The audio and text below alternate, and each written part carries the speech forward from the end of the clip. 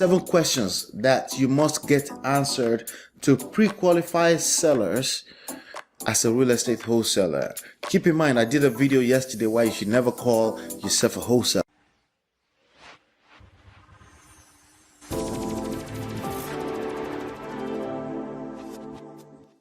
Hey my friend, this is Ola coming to you live from my myEmpirePRO studios. I am the author of Smart Real Estate Wholesaling and the creator of 11dayschallenge.com.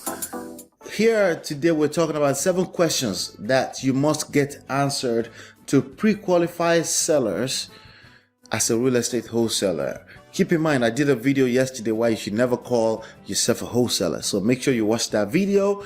On today, we're talking about the 7 questions you must get answered. But before we dive into that really quickly, let's address these questions. Questions say, what questions should we ask a seller who is selling a mixed and commercial property?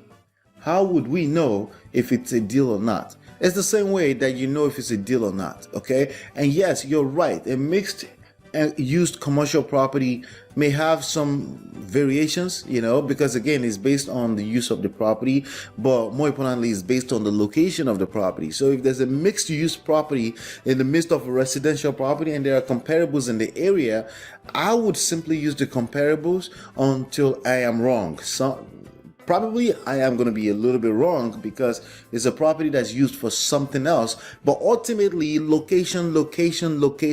So I would use location. We have a tool at dealestimator.com, dealestimator.com. That's dealestimator.com. It's a free tool that will allow you to come up with comparables, and then that will allow you to be able to calculate after repair value, and then you can also come up with an offer. It's a free tool, okay? So I will use the same formula until maybe we do a more thorough inspection. Somebody's interested in the property and they probably tell me, well, I can pay a little bit more for this because it's a mixed use property. It has a little storefront in the basement of it or on the first floor and things like that. That can only help, especially if you calculate the numbers right in the location already, okay? So there's really nothing to worry about when it comes to that. So below is a question that let's see here. Okay, all right, so here are the 7 things you need to get answered. Number 1, name.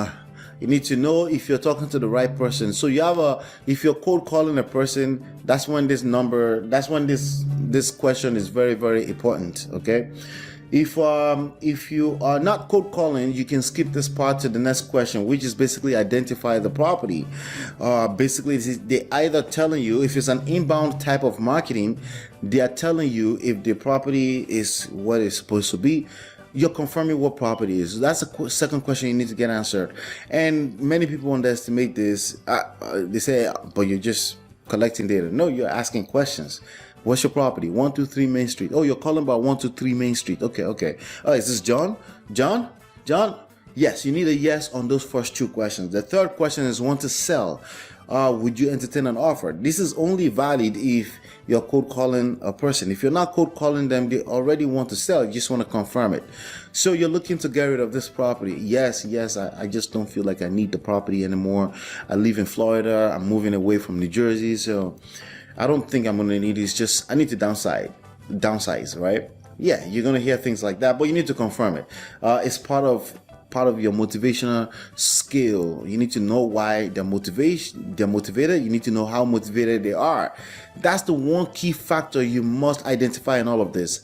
Motivation and how motivated they are. If they're not motivated, you will know out of the 7 questions, and it's basically not worth your time. And if you have a pipeline, it shouldn't be an issue because you just go on to the next. Some will, some won't. So what? Next. SW, N as in next. Okay. So that's only possible, however, if you have a pipeline. The 4th question is, why do you feel like you need to sell? I know, I want to sell. They may have told you that already. Confirm it. Why do they need to sell? That's their motivation.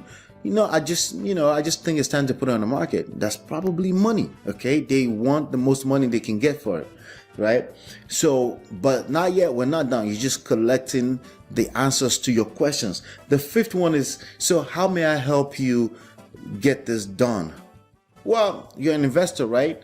Well, what do you mean, how may I help you? Well, when they start doing that, you know that they're probably not motivated. If they answer that question by saying, well, I just need to get rid of as soon as possible, that's motivated. If they say, well, I just want to put it on the market and see what the market commands, that's still motivation, but probably more like money. Probably you need your realtor, agent partner to help you do that deal. And if you're licensed as a referral agent, you make some money regardless, but you don't waste your time if their problem is not time. So speaking of time, the sixth question is, how soon do you need to sell? How soon do you need to close? If they say, I need to close this in the next 2 weeks, they're motivated by time. Okay, you need to find that sweet spot between time and money.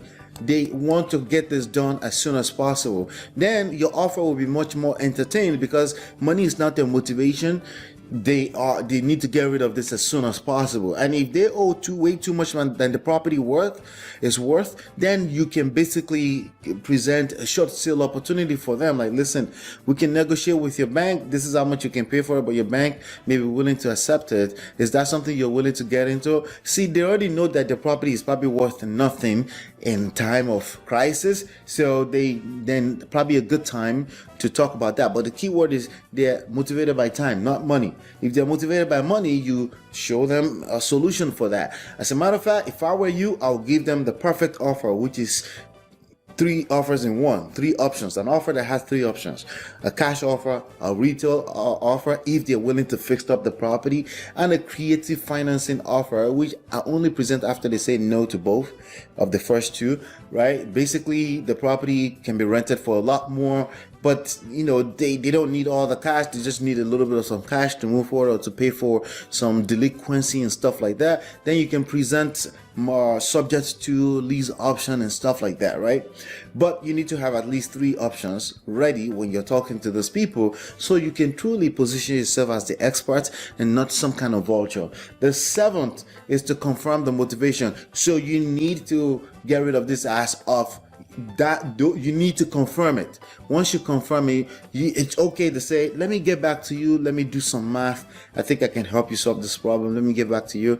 And if you're really good at this, you may be able to say, give me 5 minutes, let me look at some stuff with my partners, and then you can dissect that. But it's okay to calm down. You are the expert. You just need to help them, direct them in the right direction, and simply make profits as you're doing it. Does that make sense? All right, so if you want a pipeline, you want to build a pipeline, it's very important to build a pipeline, especially in time of crisis. That's the only way to have a recession-proof business. Nothing else matters. Going aggressive at the homeowners is not going to matter. Cold calling them is going to piss them off right now. You need to build a pipeline. You need to do with attraction marketing. You want to learn how to do that? There's 3 core pillars to doing that. Go to smartrealestatewholesaling.com and download this for free. If you go there right now, I'll give you real estate money secrets for free. Hopefully you've been enlightened and educated. I'll see you on the next one. Peace.